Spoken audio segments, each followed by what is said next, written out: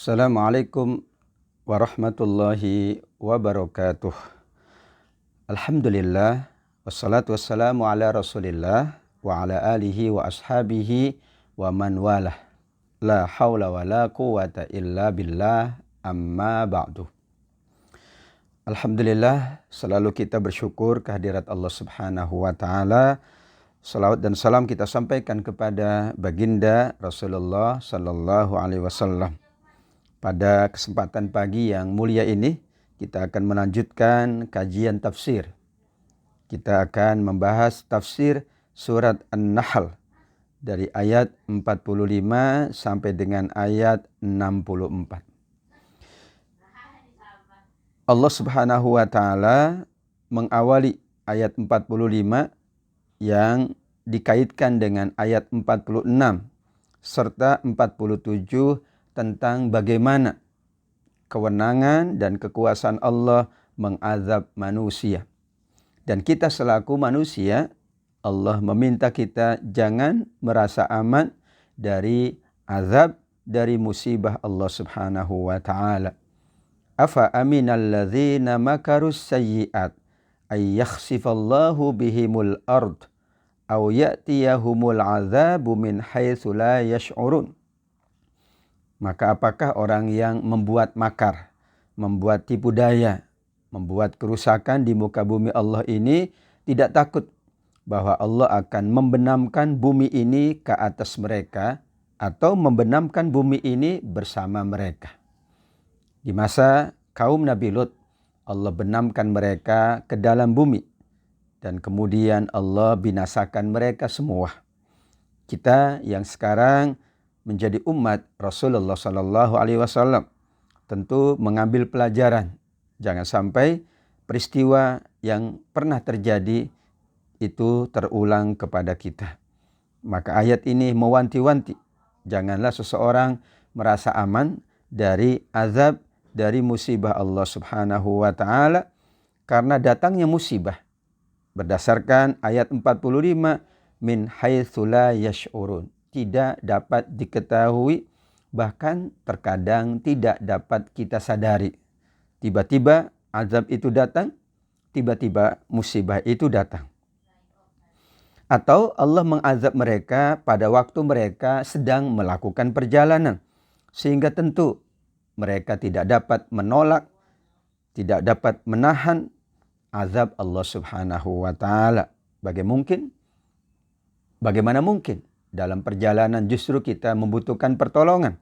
Saat itu jika Allah berkehendak menurunkan azabnya atau musibahnya, tentu lebih berat karena kita berada dalam perjalanan. Atau yang ketiga, Allah subhanahu wa ta'ala menyebutkan di ayat 47, atau Allah mengazab mereka secara berangsur-angsur, secara tadarruj, yaitu awalnya adalah ringan, kemudian sedang, dan pada akhirnya adalah amat sangat berat. Demikian ayat 45 sampai dengan 47 mengingatkan kita selaku umat Rasul agar kita terhindar dari musibah, agar kita terhindar dari azab Allah. Caranya adalah jangan merasa aman. Maksudnya kata para ulama, kita berarti terus-menerus berusaha, berikhtiar, beribadah, beramal soleh. Kalau orang ibadahnya bagus, amal solehnya baik, berarti dia betul-betul membekali diri agar tidak terkena azab atau musibah. Tapi kalau tidak melakukan ibadah dan amal soleh, berarti dia merasa aman dari kemungkinan Allah turunkan azabnya atau musibahnya. Ayat ini dikaitkan dengan surat Al-Mulk ayat 16 dan 17 oleh Imam Ibnu Katsir. Sudahkah kalian merasa aman bahwa Allah yang ada di langit membuat kamu ditelan bumi ketika tiba-tiba bumi berguncang? Atau sudahkah manusia merasa aman bahwa Allah berhak untuk mengirimkan badai yang berisi batu kepada kalian dan kalian tidak mengetahui akibat dari perbuatan kalian? Begitulah korelasi atau keterkaitan antara ayat ini, 45 sampai 47 surat An-Nahl dengan surat Al-Mulk ayat 16 dan ayat 17. Ada pula para ulama yang mengkaitkannya dengan surat Al-A'raf ayat 97 sampai dengan ayat 99. Awa amina ahlul qura ayyatiyahum ba'suna bayatan wa hum naimun. Apakah manusia merasa aman? Allah turunkan azabnya, musibahnya pada saat mereka sedang terlelap tidur. Di malam hari ketika manusia lelap dalam tidurnya, berkemungkinan Allah turunkan azab, maka kita berdoa, maka kita memohon ampun kepada Allah Subhanahu wa taala. Atau Allah turunkan azab pada saat kita sedang bermain-main, sedang berada dalam permainan, sehingga kita tidak mawas diri, kita tidak memahami dan mengetahuinya. Demikian Allah ingatkan, janganlah orang-orang beriman merasa aman dari azab Allah. Maksudnya adalah terus kita munajat, terus kita ikhtiar, terus kita jalankan ibadah, jalankan amal soleh.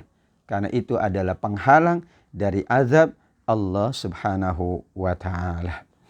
Ayat 48 surat An-Nahl, Allah mengingatkan bahwa semua makhluk bersujud kepada Allah, yang diakhiri dengan ayat 50 di mana termasuk ayatus sajdah yang disunahkan untuk kita sujud tilawah dan membaca ayatus sajdah. Demikian ayat 48 hingga ayat 50. Di ayat 48 Allah Subhanahu wa taala memerintahkan kita untuk memperhatikan keagungan ciptaan Allah. Semua yang Allah ciptakan memiliki keagungan, memiliki keutamaan, dan menjadi bukti akan kekuasaan Allah Subhanahu wa taala. Apakah mereka tidak memperhatikan benda yang Allah ciptakan? Ada bayang-bayangnya. Terkadang ke sebelah kanan, terkadang ke sebelah kiri kita melihatnya. Namun sesungguhnya, kata para ulama, mereka itu bayang-bayang dari makhluk, bayang-bayang dari pohon, bayang-bayang dari gunung misalnya. Sesungguhnya mereka sedang bersujud kepada Allah. Namun benar, kita tidak akan memahami sujudnya makhluk selain manusia. Padahal alam sujud, pohon pun bersujud, bayang-bayang pohon itu sesungguhnya sedang bersujud di hadapan Allah Subhanahu wa ta'ala. Bahkan kata Allah Subhanahu wa ta'ala dalam bentuk penegasan, sungguh semua yang ada di langit, semua yang ada di bumi, dari manusia, dari hewan, dari alam ini semuanya sujud tanpa terkecuali. Wal malaikatu wa hum la yastakbirun. Yang lebih khusus, malaikat-malaikat Allah senantiasa sujud, senantiasa bertasbih, senantiasa mengagungkan Allah Subhanahu wa ta'ala. Itulah kemuliaan malaikat-malaikat Allah. Mereka selalu takut kepada Allah dan mereka menjalankan apa saja yang diperintahkan oleh Allah Subhanahu wa ta'ala. Benar, malaikat berbeda dengan kita, berbeda dengan makhluk Allah yang lain. Mereka selalu bertasbih dan mereka tidak pernah ingkar kepada Allah, selalu menjalankan ketaatan kepada Allah sesuai dengan perintah Allah Subhanahu wa ta'ala. Wa yaf'aluna ma yu'marun. Barulah kita dalam keadaan memang lapang, dalam keadaan memungkinkan, kita melakukan sujud at-tilawah. Ayat 51 sampai dengan ayat yang ke-53, satu rangkaian, yaitu pembahasannya tentang bagaimana kita semakin mentauhidkan Allah, semakin meyakini keesaan Allah Subhanahu wa ta'ala. Dan Allah perintahkan, la tattakhidhu ilahaini itsnain innama huwa ilahu wahid. Jangan sampai kita terjerumus ke dalam perbuatan syirik, menduakan Allah, mempersekutukan Allah dengan makhluk-makhluknya. Katakanlah, kata Allah, ilahu wahid. Sungguh Allah Maha Esa.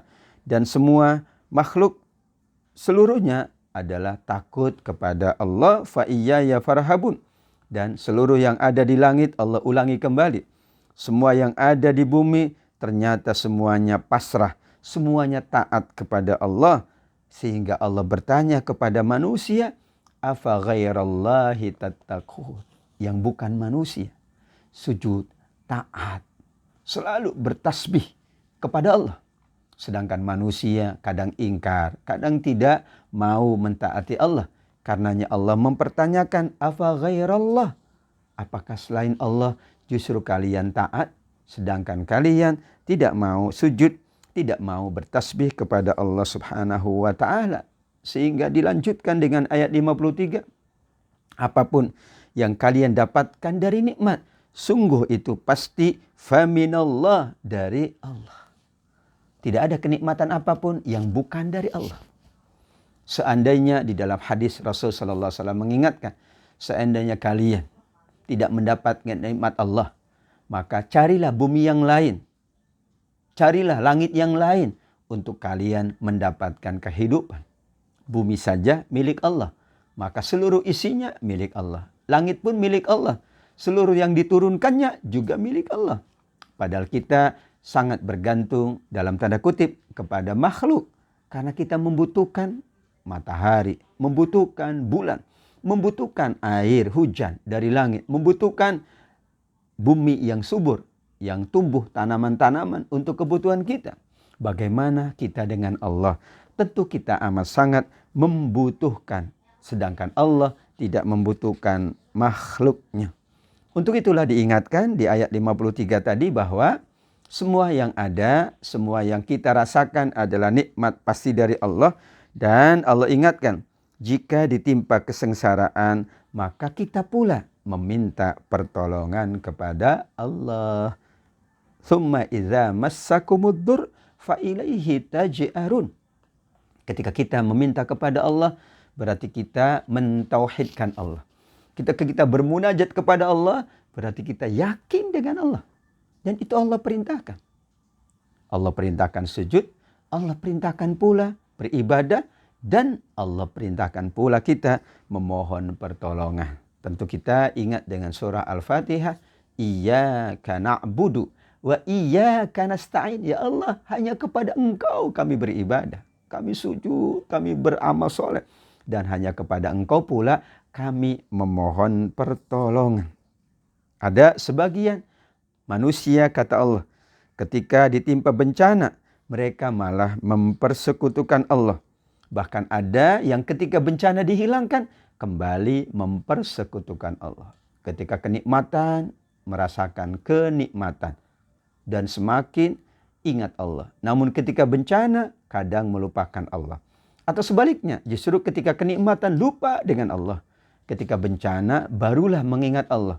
Setelah bencana itu, Allah hilangkan, kembali manusia ingkar kepada Allah. Itulah kategori ayat 54. Idza fariqum minhum bi rabbihim yusyrikun. Kembali mereka lupa kepada Allah, mempersekutukan Allah. Na'udzubillah. Dan itulah kenapa di ayat berikutnya kata Allah Subhanahu wa ta'ala, biarlah kalau mereka mau mengingkari nikmat Allah. Karena itu merupakan tanda bahwa Allah memberikan tempo kepada mereka. Bersenang-senang dengan kenikmatan. Tapi akibat dari kenikmatan, karena ia tidak mau beribadah, tidak mau sujud kepada Allah, maka akibat kenikmatan itu justru akan menghadirkan musibah, kesulitan, kesengsaraan dalam kehidupan dunia. Dan tentu yang lebih berat ketika kesengsaraan itu di yaumil qiyamah. Kita memohon kepada Allah, mudah-mudahan kita termasuk yang dihindarkan oleh Allah dari musibah, dari bencana. Karena kita selalu beribadah, selalu sujud, dan berusaha taat semaksimal mungkin. Dan kita selalu yakin nikmat ini semua datang dari Allah. Karenanya kita gunakan untuk berinfak, bersedekah, beramal soleh. Dan kita hindari semua perilaku yang termasuk syirik, mempersekutukan Allah dalam ibadah atau dalam memohon pertolongan. Amin ya rabbal alamin. Salah satu bentuk dari syirik yang disebutkan di ayat 56 adalah mereka menyediakan dari harta yang Allah rizkikan justru untuk berhala-berhala mereka. Padahal semua karunia Allah adalah untuk kita, untuk kebaikan kita, untuk kebutuhan kita dan makhluk hidup yang lain. Sedangkan semua yang disembah selain Allah, tentu mereka sesuai dengan keadaannya. Mereka tidak membutuhkan kita, mereka lah yang kemudian akan menjalankan kehidupannya. Kita tidak mau termasuk kategori yang mempersekutukan Allah. Ada pula mempersekutukan Allah dengan yang paling berat, yaitu mereka malah menjadikan untuk Allah anak-anak perempuan. Subhanahu walahum ma yashtahun. Maha suci Allah. Tidak mungkin. Lam yalid walam yulad. Allah tidak beranak dan tidak diperanakan. Bagaimana mungkin ada yang menjadikan anak perempuan untuk Allah?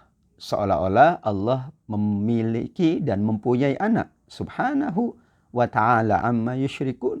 Karenanya di dalam hadis disebutkan, la ahad asbaru minallah. Tidak ada yang lebih sabar dari Allah. Mereka menuduh Allah dengan tuduhan yang nista. Menuduh Allah dengan mempersekutukannya. Namun Allah tetap memberi rizki. Allah tetap memberikan kehidupan. Padahal mereka tidak mengakui Allah. Mereka malah mempersekutukan Allah. Sehingga di dalam hadis tersebut disebutkan, Subhanallah, Maha suci Allah. Semua yang ingkar kepadanya, Allah kasih rizki. Yang taat pula dikasih rizki. Perbedaannya adalah ketika rizki itu karena ketaatan, itulah kemuliaan. Tapi kalau karena kemaksiatan, itulah juga penghinaan dari Allah Subhanahu wa ta'ala. Kenapa mereka menjadikan anak perempuan sebagai anak Allah Subhanahu wa ta'ala?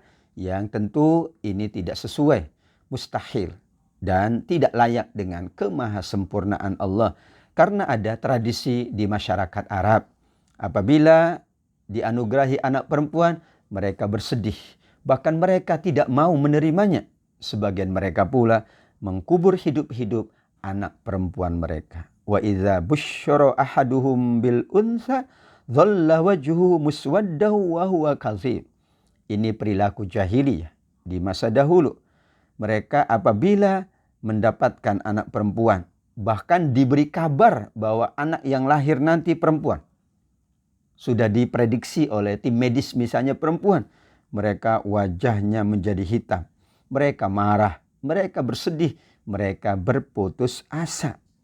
Padahal semua anak itu fitrah, suci, mulia, membahagiakan, menyenangkan, dan akan menjadi pahala untuk kita. Laki-laki dan perempuan tidak ada masalah. Karena itu adalah ketentuan Allah. Yang harus diperhatikan adalah kesolehannya. Laki-laki soleh, perempuan pun soleha. Itu adalah kebahagiaan bagi orang tuanya. Saking mereka sedihnya, saking mereka marahnya, yatawaro minal qaum. Masya Allah, ini masa dahulu. Mereka bersembunyi dari orang banyak, tidak mau ketahuan. Padahal ada isyarat. Justru kita ketika diberi oleh Allah amanah anak, laki atau perempuan, kita mensyukurinya. Kita melakukan akikah. Kita mengundang sekian banyak orang, keluarga khususnya sahabat, untuk berbahagia dengan kehadirannya. Ada walimatul akikah. Ada akikah yang dijalankan.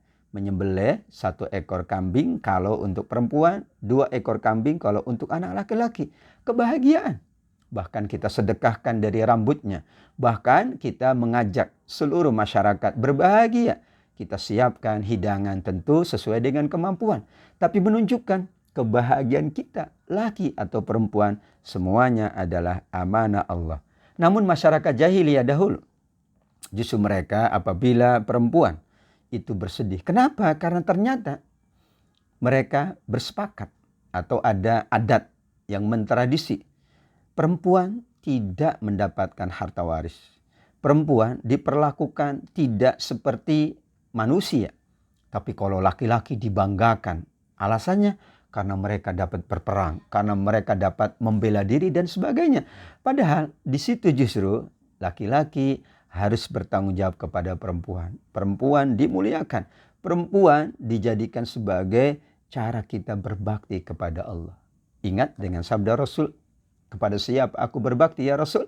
Kata Rasul, ummaka, ibumu. Diulang lagi, ummaka. sampai 3 kali ummaka, ibumu, karena tidak ada kemuliaan melebihi dari kemuliaan seorang ibu, kemuliaan seorang bunda. Karenanya begitulah Allah ingatkan masa dahulu. Namun kemudian alhamdulillah dengan bimbingan Rasul, dengan adab dan akhlak yang mulia Rasul, kebiasaan dan tradisi buruk itu hilang dari masyarakat Arab. Mereka bahagia dengan kelahiran anak, laki-laki atau perempuan, semuanya adalah untuk kemuliaan kita di dunia, kebaikan di dunia, dan insya Allah kebaikan dan kemuliaan kita di akhirat. Ayat 61, walau yu'akhidullahu an-nasa bizulmihim. Kalau Allah menghukum manusia karena kezalimannya, tidak ada yang layak hidup di muka bumi ini. Bahkan makhluk yang melata sekalipun, karena memang azab Allah amat sangat berat, syadidul azab. Karenanya ada azab yang Allah tangguhkan. Jadi yang terjadi ini adalah bagian dari azab, atau hukuman, atau teguran, atau musibah. Karena kalau yang Allah turunkan azab, tidak akan mungkin ada yang hidup di muka bumi ini, termasuk binatang melata, termasuk semut, termasuk belalang, termasuk hewan-hewan kecil. Padahal mereka tidak berdosa. Tapi menunjukkan jika Allah menghendaki, azab itu seluruhnya hancur, seluruhnya binasa. Karenanya Allah ingatkan rahmat dan kasih sayangnya. Allah berikan waktu manusia bertobat. Diberikan kesempatan siang dan malam. Manusia bertobat. Ketika bertobat, maka insya Allah Allah juga tangguhkan azabnya. Kemudian bertobat dan tobatan nasuha, Allah lepaskan dari azab. Amin ya rabbal alamin. Dan itulah orang-orang yang tidak mengimani kepada hari akhirat. Sifat yang paling buruk, kata Allah subhanahu wa ta'ala. Kenapa? Di berbagai ayat selalu beriman kepada Allah disebutkan, beriman kepada akhirat. Demikian juga hadis-hadis Rasul menyebutnya amana billah wal yaumil akhir. Misalnya hadis Rasul, man kana yu'minu billahi wal yaumil akhir fal yukrim doifah. Siapa yang beriman kepada Allah dan hari akhirat, maka hendaklah memuliakan tamunya, hendaklah berbuat baik, hendaklah berkata yang baik atau diam. Kenapa akhirat dikaitkan dengan iman kepada Allah? Kata para ulama, memang inti iman itu kepada Allah dan intinya kepada akhirat. Ketika kita yakin dengan akhirat, bahwa ada balasan, bahwa ada hukuman, tentu kita berhati-hati di dalam beramal. Kita memperbanyak ibadah dan amal soleh. Karena semuanya ada balasannya, yaitu di yaumil akhir. Tapi kalau tidak mengimani hari akhirat, maka hidupnya melulu dunia. Dunia dan dunia. Bahkan ia lupa dengan akhirat.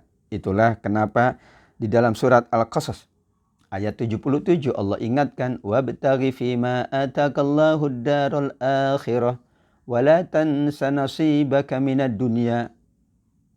Carilah dari semua yang ada, dari anugerah Allah, nikmat Allah, dari karunia Allah, kampung akhirat. Maksudnya adalah kebaikan akhirat, kemuliaan akhirat.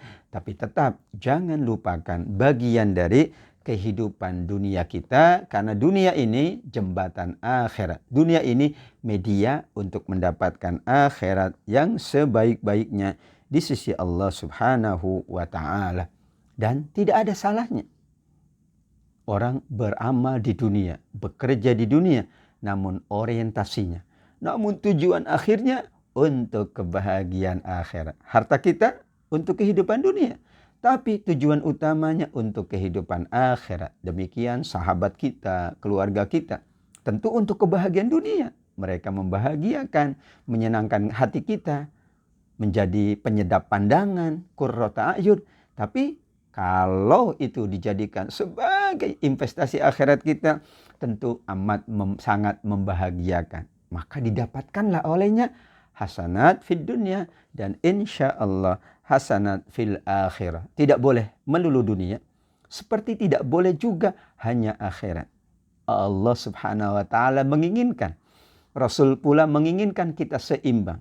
Kita jalankan dunia kita dengan sebaik-baiknya, kita persiapkan akhirat kita pula dengan sebaik-baiknya insya Allah. Wa yaj'aluna lillahi ma yakrahun. Di antara perilaku orang-orang musyrik yang mempersekutukan Allah, mereka pula menetapkan untuk Allah sesuatu yang mereka tidak suka. Menetapkan kehinaan untuk Allah, padahal mereka dihinakan juga tidak mau.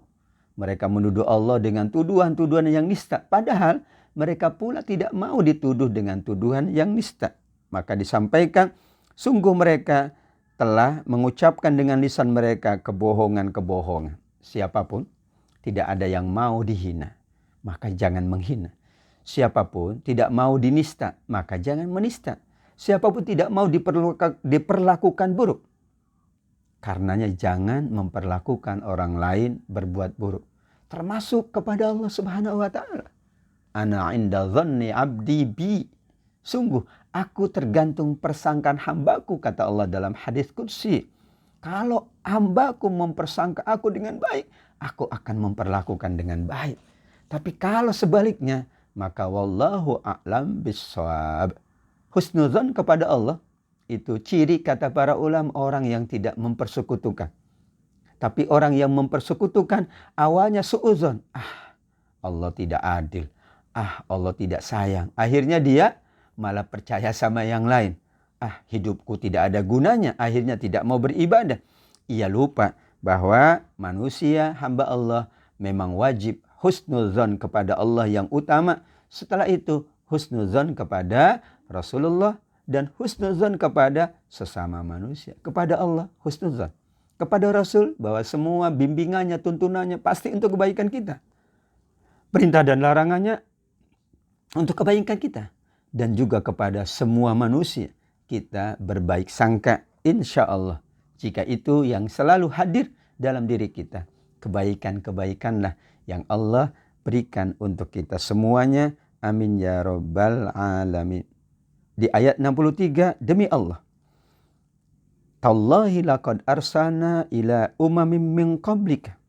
Allah ingatkan bahwa sekian banyak rasul sudah Allah utus ke beberapa kaum, ke beberapa umat. Dan hadirnya rasul di ayat yang lain menunjukkan Allah merahmati, menunjukkan Allah menyayangi. Jika datang nabi, itu tanda kasih sayang Allah. Karenanya para sahabat memuliakan Nabi Muhammad SAW. Bagi mereka tidak ada nikmat yang lebih agung dari datangnya Rasul. Laqad mannallahu 'anil mu'minina idz ba'atsa fihim rasulan minhum yatlu 'alaihim. Sungguh sebuah nikmat, kata Allah, bagi mereka ketika datang Rasul. Karena Rasul membacakan ayat-ayat Allah, mensucikan hati mereka, dan mengajarkan kitab al-hikmah, mengajarkan semua yang dibutuhkan dalam kehidupan sehingga kehidupannya baik. Padahal kita sangat membutuhkan orang yang membimbing.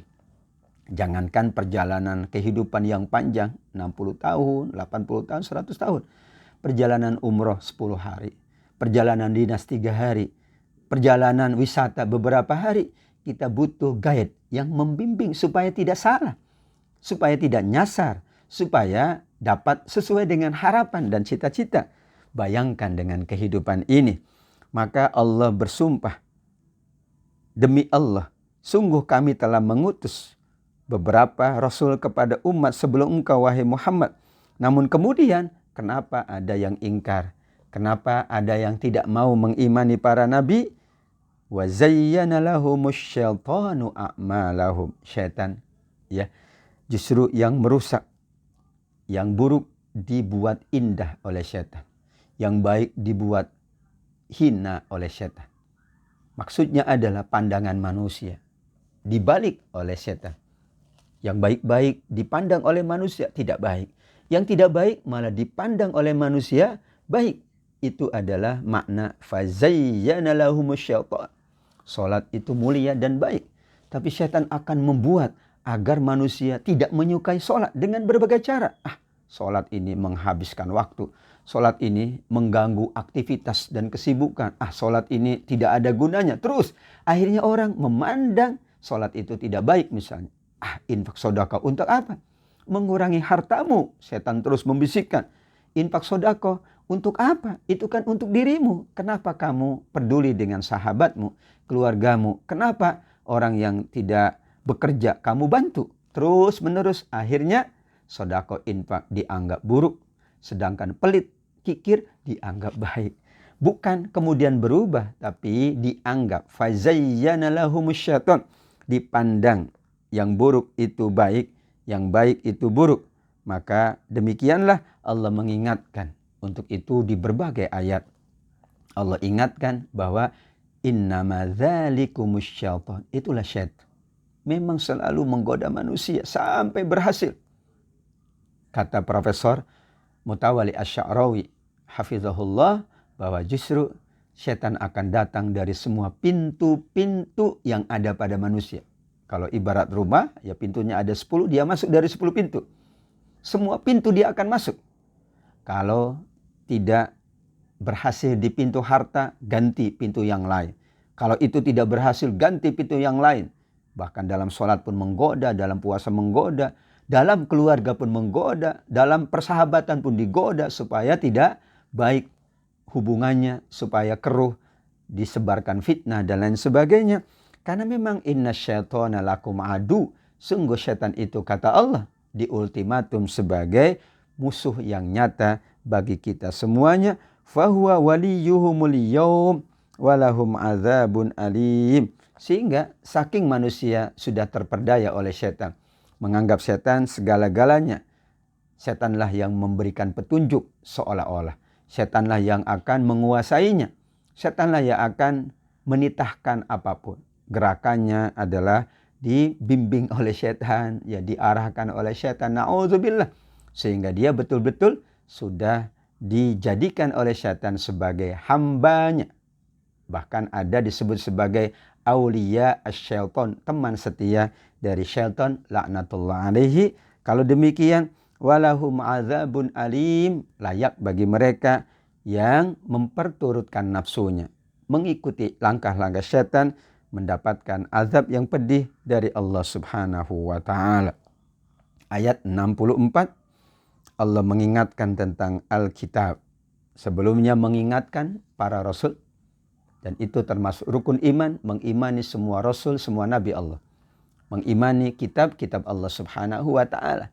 Maka munasabahnya, kata Imam Ibnu Katsir, setelah menjelaskan sekian banyak utusan Allah secara global tentunya, maka menjelaskan beberapa kitab, khususnya Al-Quran. Kami tidak menurunkan Al-Quran ini.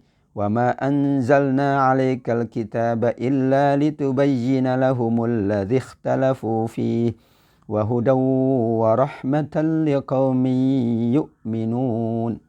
Kami tidak menurunkan Al-Quran kepadamu, wahai Muhammad, melainkan agar engkau menjelaskan kepada umatmu, kepada mereka apa yang mungkin terjadi perselisihan, sehingga jelas, sehingga ada solusi, sehingga kembali berdamai, kembali bersama, serta menjadi petunjuk dan rahmat bagi orang-orang beriman.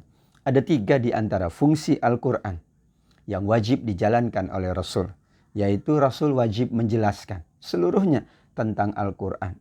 Perintahnya, larangannya, isinya, kebaikan-kebaikannya, peristiwa-peristiwanya, kisah-kisahnya, semuanya. Kemudian pula surga dan nerakanya, semuanya disampaikan oleh Rasul. Kemudian juga petunjuk. Al-Quran berfungsi sebagai petunjuk. Maka Nabi Muhammad juga berfungsi untuk membimbing, menunjukkan ke jalan Allah, ke jalan yang benar. Wa innaka latahdi ila siratim mustaqim, kata Allah, dan sungguh engkau Muhammad benar-benar akan menunjukkan manusia ke jalan yang lurus. Tanpa Nabi Muhammad bagaimana mungkin kita lurus jalan? Ya, dengan bimbingan saja kadang kita suka keluar dari jalan yang lurus. Maka kita butuh bimbingan dari Nabi SAW. Yang ketiga, fungsinya adalah rahmat. Rahmat itu artinya adalah kasih sayang. Tapi rahmat ini lebih luas. Kebaikan-kebaikan dunia adalah rahmat. Bahasa surat Al-Fatihah dalam Bismillah itu Ar-Rahman. Dan kebaikan-kebaikan akhirat pula rahmat, Ar-Rahim. Para ulama membagi 2. Ada rahmat Allah di dunia, kenikmatan, ya, keberkahan, keluarga, sahabat, teman, ya, kebaikan-kebaikan, ngaji, ya, majelis, ini rahmat Allah di dunia. Tapi ada rahmat Allah di akhirat. Ampunan Allah, dihindarkan dari neraka, dimasukkan ke dalam surga. Bahkan kita mendapatkan surga yang terbaik di sisi Allah bersama orang-orang yang baik di dunia ini. Kita mengaji bersama sahabat, bersama teman, bersama keluarga. Inilah rahmat Allah di dunia. Dan insya Allah kita akan kembali dipertemukan oleh Allah di dalam surga bersama orang-orang yang dahulu beribadah. Karenanya di dalam hadis pula ada dua sahabat yang selalu bersama-sama dalam kebaikan. Mengingatkan kebaikan, mengingatkan untuk terus meningkatkan amal soleh. Lantas salah seorang di antara keduanya meninggal. Maka yang diingat oleh sahabat yang sudah meninggal itu, ketika ditanya oleh Allah adalah sahabatnya yang masih hidup. Dan dia ingin, ya Allah, mudah-mudahan sahabatku juga meninggalnya dalam keadaan baik. Dan hamba ingin bertemu dengan sahabatku di dalam surga. Akhirnya Allah pertemukan 7 naungan di hari kiamat. Yang tidak ada naungan kecuali naungan Allah. Di antaranya adalah warujulani tahabba fillah ijtama alaihi wa tafarraqu alaihi. 2 orang yang bersahabat, yang dekat, yang karib, tapi karena Allah, mencintainya karena Allah, kemudian beramal ibadah karena Allah, bertemu karena Allah, mungkin berpisah karena Allah. Bisa berpisah tempat tinggal, tempat tugas, tapi berpisah bisa jadi kematian yang memisahkan di antara keduanya. Ketika yang salah seorang di antaranya meninggal, yang diingat adalah sahabatnya. Bagaimana dengan keluarga kita? Bagaimana dengan orang tua kita? Bagaimana dengan suami atau istri kita dan anak-anak kita? Tentu kita menginginkan menjadi rahmat kita bagi kita, rahmat Allah bagi kita di dunia, dan rahmat Allah bagi kita di yaumil qiyamah kelak, diakhiri dengan liqaumi yu'minun. Semuanya dikhususkan, diperuntukkan bagi orang yang selalu mengimani Allah, selalu meyakini Allah. Karena inti dari Al-Quran ini menjadi petunjuk, menjadi penjelas, menjadi pembimbing, menjadi rahmat kalau kita yakin. Kalau nggak yakin bagaimana mungkin? Al-Quran menjadi syifa, syaratnya kita yakin. Al-Quran menjadi petunjuk, syaratnya kita yakin. Al-Quran menjadi keberkahan, syaratnya yakin. Al-Quran menjadi penolong, syaratnya yakin. Al-Quran menjadi syafaat kita di yaumil qiyamah, syaratnya yakin. Karena kalau tanpa keyakinan, bagaimana mungkin Allah anugerahkan kebaikan-kebaikan melalui Al-Quran, kalamullah yang mulia. Mudah-mudahan kita semuanya selalu dekat dengan Al-Quran, beribadah, beramal soleh, meningkatkan iman dan takwa kita. Karena itu solusi. Solusi kita terhindar dari musibah, bencana, dan azab Allah. Dan solusi agar kita mendapatkan kebaikan di dunia dan insya Allah kemuliaan, keagungan, kebahagiaan di dalam surga Allah Subhanahu wa taala. Amin ya rabbal alamin. Shadaqallahul aliyyul azim. Jazakumullahu khaira. Terima kasih pada semua pengurus, khususnya Ibu Ketua Majelis Ta'lim Al-Kautsar dan semua ibu-ibu jamaah sekalian yang tidak bisa disebutkan satu persatu. Semuanya insya Allah catat kebaikan, Allah catat pahala, Allah catat kemuliaan. Dan semuanya nawaitu adalah kita mengkaji ayat-ayat Allah, kita memberkahi hidup kita, memberkahi harta kita, memberkahi tempat tinggal kita dengan Al-Quran Al-Karim. Aqulu qouli hadza wallahu a'lam bissawab. Wassalamualaikum warahmatullahi wabarakatuh.